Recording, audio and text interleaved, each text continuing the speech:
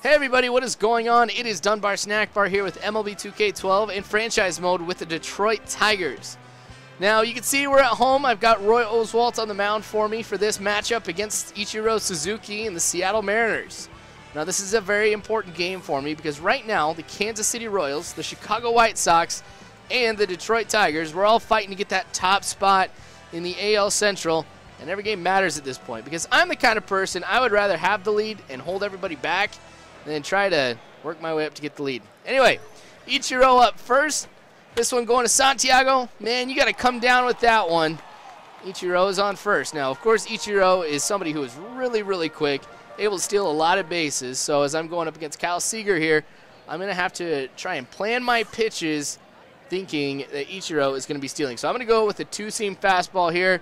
And Ichiro does go, but Avila throwing him down. That's an out. Man, I love having Alex Avila. I think there's only one person that has been allowed to get a stolen base against me when I've been playing.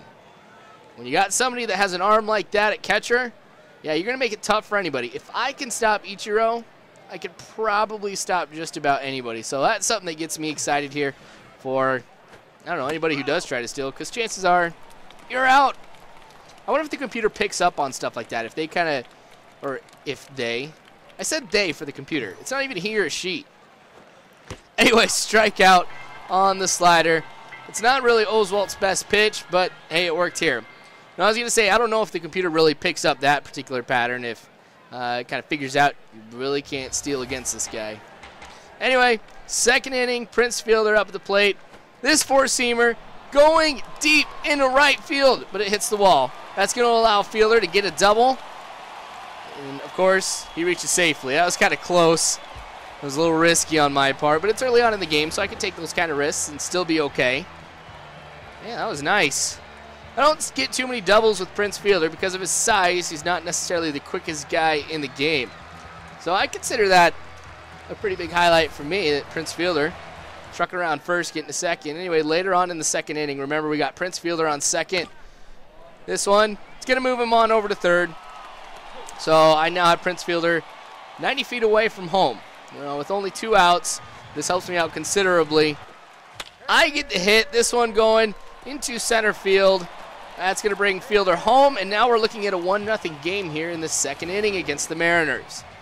So it was kind of nice we were able to do that. If I did not have Prince Fielder over on third, I probably would not have been able to have scored that run. So I'm really glad that I got a little bit risky there and moved on over to third. It is risky whenever you try to advance bases with Prince Fielder on a hit into the infield. He's just that slow. Anyway, you can tell really nothing too exciting has taken place in this game. Oswalt so far has been doing all right. A number of hits have been hit against him. A lot of the Mariners have really been making contact with the ball a lot of times in this game. So hopefully that's a trend that doesn't continue. I don't want them to make contact with the ball because, yeah, they've been hitting it into the outfield, right to the infielders, whatever it may be, but the fact that they're making contact with it, law of averages suggests that eventually they're going to be getting some hits. So, and some big hits at that. All right, so that one was a ball. You guys know I like to throw that two-seam a little bit high, try to see if I can get it to drop in the strike zone, but for whatever reason, I haven't been able to do it too much lately. But on this pitch, fastball, low and inside, just right there in the corner, swing and a miss. That's a strikeout. All right, fourth inning, progressing a little bit more in the game. Here's a hit for the Mariners. Delman Young picking that one up and making sure it gets into the infield. All right, so got somebody on first now. Now, Santiago, come on, man, make up for earlier. Peralta to Fielder for the double play. So that's kind of nice little defensive play going on right there. It kind of encourages me a little bit.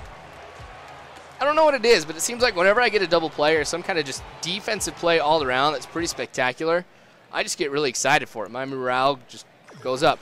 What are you trying to do? I told you, don't steal. I was just sitting there waiting for him. Oh, you Mariners. You silly geese. That's right, I said that. Anyway, this one also going into center field. V-Mart getting the hit with that one. That's why it's really nice having somebody with 90-plus contact. Get a lot of hits out of him. Anyway, Miguel Cabrera up next, taking this four-seamer. into center field. Is this going to be deep enough? Looks like it is. I love it. I love it. 423 feet out of Miguel Cabrera. That's a big hit. Now, if you kind of go back and look a little bit, you'll see that there was that black spot in the strike zone. That basically means if he throws it here, it's going to be a big hit. It's like you're prepared for it. You know it's going to be there. So if you're pitching and you see that black box, don't pitch there. But that one went right to the black box. That's awesome that Miguel Cabrera got that 2-run shot because now it expands the lead to 3. So now I have 3 runs in this one and hoping to get some more here as well, just in case the Mariners decide to get some big hits of their own. Haven't really had too many home runs at home. Prince Fielder getting a hit, this one going into left field. Nothing too exciting, but this is what I'm liking. The fact that I've got Victor Martinez starting off, he's got 90-plus contact, and then I put in Miguel Cabrera, who also has 90-plus contact and some power. That's nice. And then you put in Prince Fielder into that mix. That's a great trio of hitters. I think I might have to come up with some kind of name for them. So I guess let's do this right now. You guys come up with a name for the 3 of them. Like Bash Brothers or whatever. I don't know. Anyway, I'm stoked. I'm interested to see what you guys are going to say. Anyway, Mariners getting a couple hits now in the 5th inning. Runners on 1st and 2nd. No outs. Oswalt, is he starting to break down here in the 5th inning? This time will tell.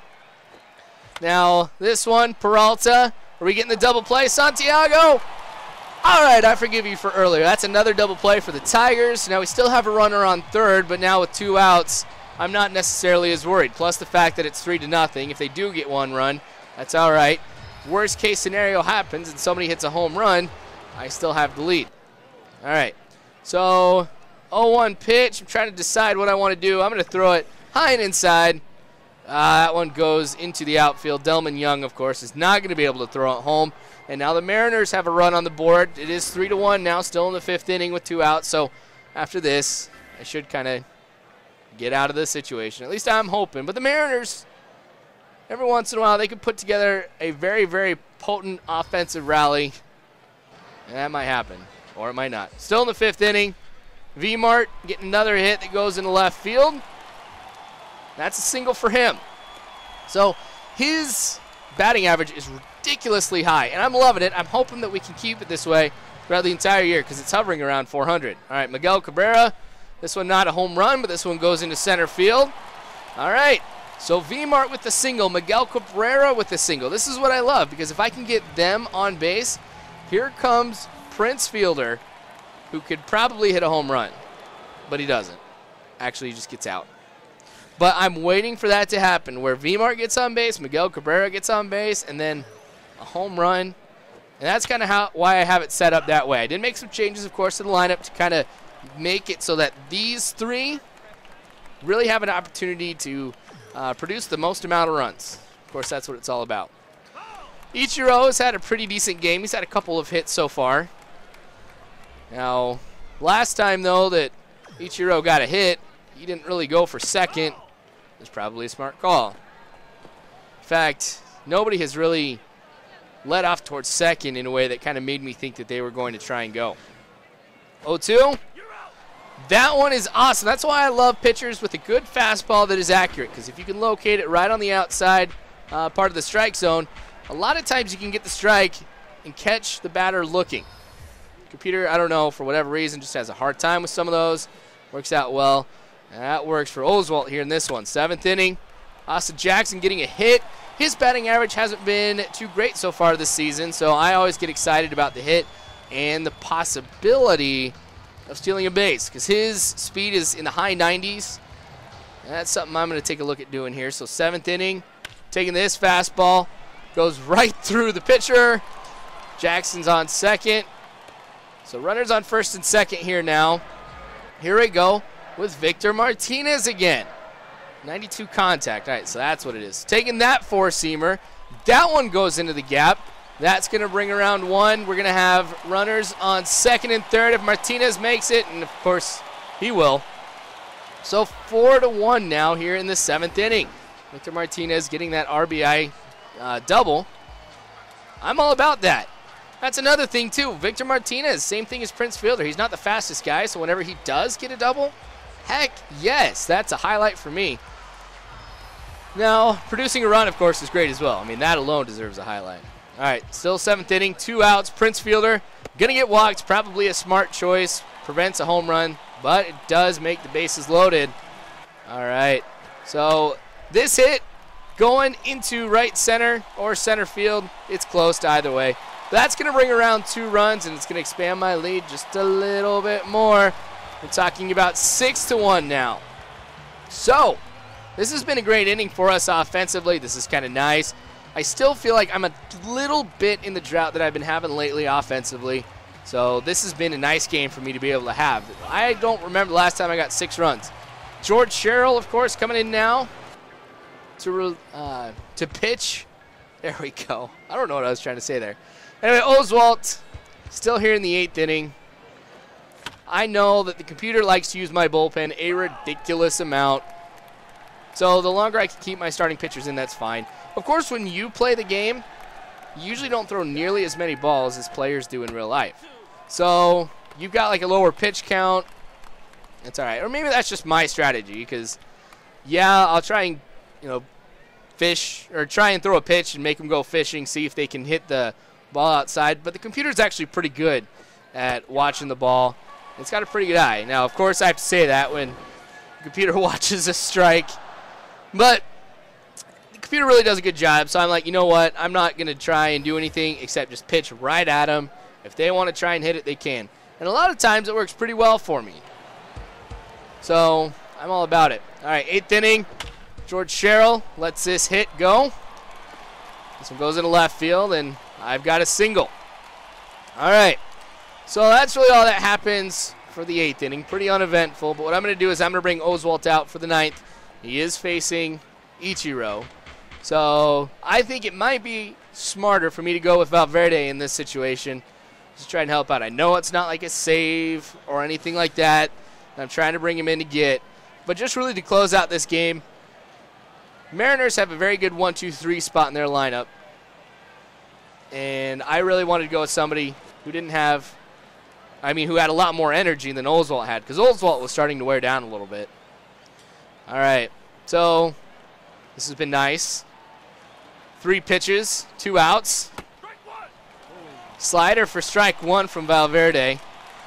So, of course, this is going to be an important at-bat, because a lot of times I've seen just in some other videos, the computer does a great job in the 9th inning. Like, that's usually the computer's best inning. So, of course, I want to get this done and over with. 0-2 pitch. This one's going to be high. Foul ball. So, still 0-2 after that foul ball to the right side. How am I going to go ahead and finish this one? I think I'm going to go high and inside. Throw a fastball. Ha-ha! Got him. So that's going to go ahead and end the game with a strikeout. So thank you, Valverde, for making that one happen. We end up winning 6-1. 14 hits. That was good. It's nice having that kind of offense back. Everybody seemed to kind of perform a little bit better than some of the games in the past, so this is good for me to see this. More videos, of course, to come from the franchise. I'm trying to play catch-up right now because what's been going on with work. So you'll probably be seeing franchise games for the next couple days. Anyway, you guys are awesome. Thank you for watching. Subscribe if you haven't already. Really, really, you guys are awesome. Don't forget that. As always, I hope you have a good one.